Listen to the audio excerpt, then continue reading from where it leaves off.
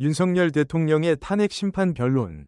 핵심 메시지는 윤석열 대통령은 탄핵 심판 변론 과정에서 직접 발언 기회를 요청하여 여러 가지 입장을 밝혔다.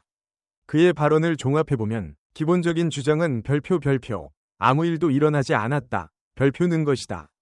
즉, 내란과 불법행위로 비춰질 만한 사건 자체가 존재하지 않았다는 입장이다. 하지만 그의 주장이 국민들에게 얼마나 공감대를 얻을 수 있을지는 의문이라는 시각도 있다.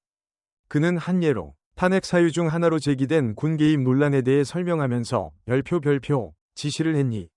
받아니 하는 논의 자체가 마치 호수 위에 떠있는 달 그림자를 쫓아가는 느낌이었다.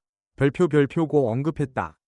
이는 실체가 없는 사안이라는 뜻을 내포하는 표현으로 보인다. 이제 그의 주요 발언을 분석해보자. 탄핵 심판에서의 윤석열 대통령 발언 요약.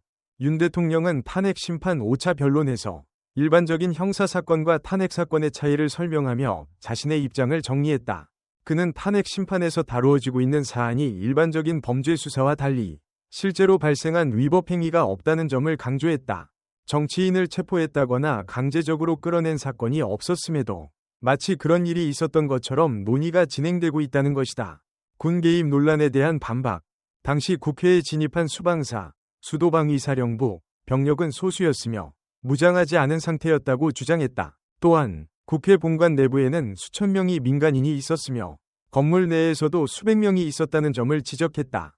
일부 특전사 요원들이 유리창을 깨고 들어갔다가 소화기 공격을 받고 철수한 사례를 언급하며 이런 상황에서 계엄군이 실제로 국회를 장악할 의도가 있었다고 보기는 어렵다는 입장을 보였다. 군 철수 지시에 대한 해석. 그는 처음에는 국회 내에 14명의 군인이 있었고 이후 군 철수 지시가 내려졌다고 설명했다. 이에 대해 별표. 이 상황에서 군이 실제로 국회를 장악할 의도가 있었다는 것이 과연 상식적으로 가능한 이야기인지 별표라고 반문하며 탄핵 사유로 거론된 군 개입 논란의 비현실성을 강조했다. 그는 사람마다 기억이 다를 수는 있지만 상식적으로 보면 사안의 실체가 무엇인지 분명해질 것이라고 주장했다. 윤석열 대통령의 주장에 대한 평가. 윤 대통령의 변론은 기본적으로 별표, 아무 일도 일어나지 않았다. 별표는 논리로 귀결된다.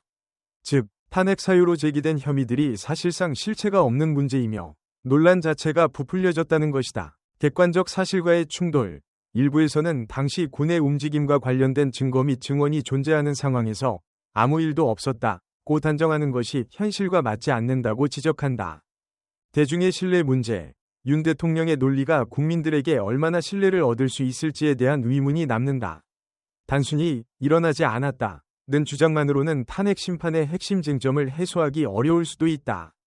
결과적으로 이번 변론에서 윤 대통령이 강조한 핵심 메시지는 탄핵 사유로 지목된 사건들이 실체가 없는 논란일 뿐이며 군 개입 논란도 과장되었다는 점이다. 하지만 이러한 주장이 법적, 정치적으로 얼마나 유효할지는 앞으로의 심판 과정과 국민 여론에 달려 있을 것이다.